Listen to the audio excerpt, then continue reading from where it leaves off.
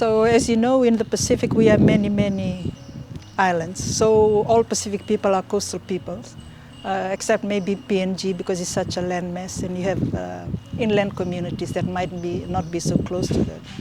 So in that way, we are all dependent on our marine environment. In the management and use of our marine resources, community voices need to be heard, and I think everybody realizes that.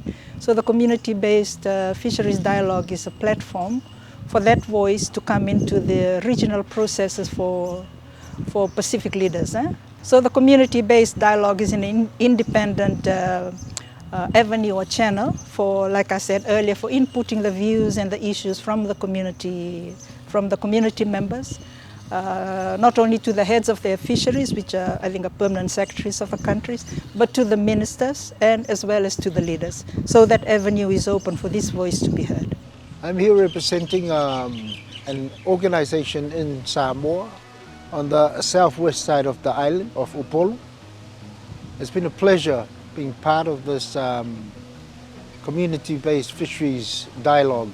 It's an honor to have this platform to be able to be heard from the community level.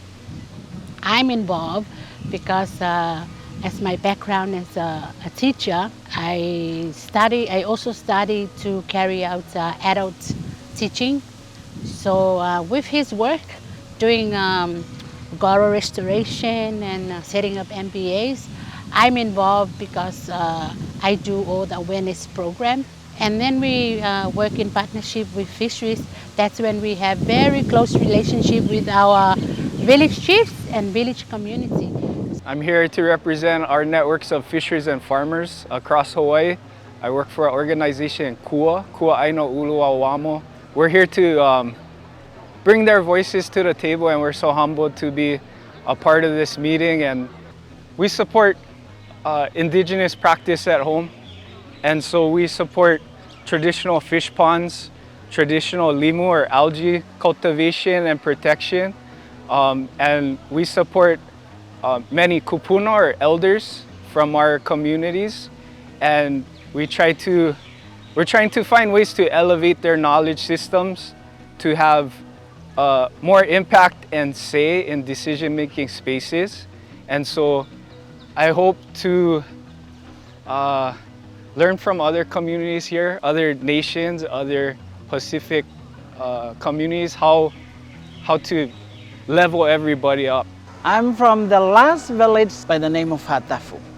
There are quite a few issues that we are facing, especially with the disaster and the hazard that has been happening since the COVID-19 and eventually with the tsunami.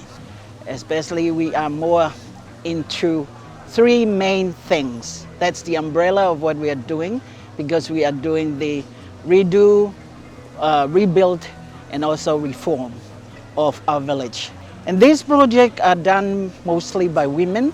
It's not because against men, but that's our contribution, and that's what we are doing best is to help them. And it's more like an example of a bird. It doesn't have to have only one wing, otherwise it won't happen to fly anyway. So men and women in the community are both working together toward the fact that that's how we can make a difference. And also the reason why I'm here, because I believe with our two backbones, livelihoods, farming and fishing, they are the best thing that we ever done. The community-based fisheries dialogue opens a table where we can all sit together and exchange lessons, challenges, issues, and how we could work on solving these issues together. Traditional knowledge and science, modern technologies are clashing. So in order to manage both areas, we need to come in the middle. And the community-based fisheries dialogue is one of the good areas where we can listen and learn from the traditional point of view and the modern science and technology point of view.